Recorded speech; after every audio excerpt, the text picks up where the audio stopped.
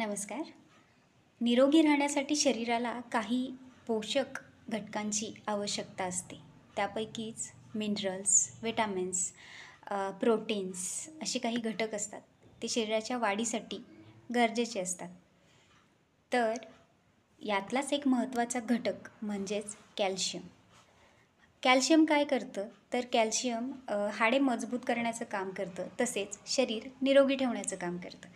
आणि कॅल्शियमची कमतरता झाली तर हाडे ठिसूळ व्हायला सुरुवात होते, म्हणजेच हाडे कमकुवत तसेच मऊ व्हायला चालू होतात आणि त्याच्यामुळे पुढे फ्रॅक्चरचा धोका होण्याचे चान्सेस वाढत असतात.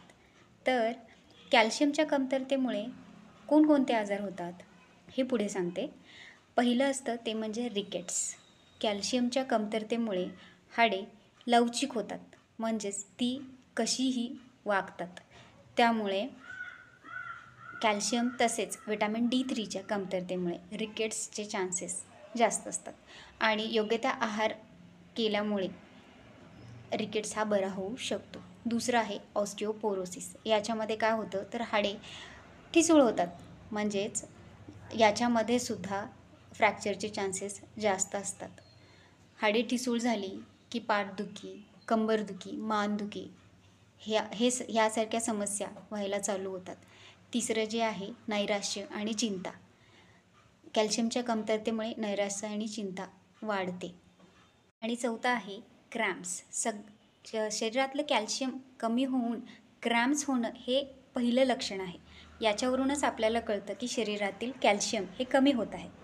मग कॅल्शियम शरीराला मिळावं यासाठी आपण काय खाल्लं पाहिजे तर संत्री, दही, किवी, चीज यासारखे पदार्थ जर खाल्ले तर किवी यासारखे पदार्थामधून आपल्याला कॅल्शियम हा घटक मिळू शकतो.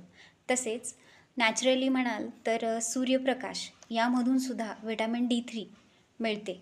त्यामुळं पहाटेचे सूर्यकिरणं अंगावर पडलेली चांगलीच असतात. हे सगळे उपाय जर आपण केले तर शरीरातील कॅल्शियम हे कमी होणारही नाही आणि आपण आहे तसे कॅल्शियम मेंटेनही करू शकतो. त्यामुळे आपल्या शरीराची काळजी कशी घेणं हे आपल्या हातात आहे. व्हिडिओ जर आवडला असेल तर लाईक करा, शेअर करा, सबस्क्राईब करा. थँक्यू.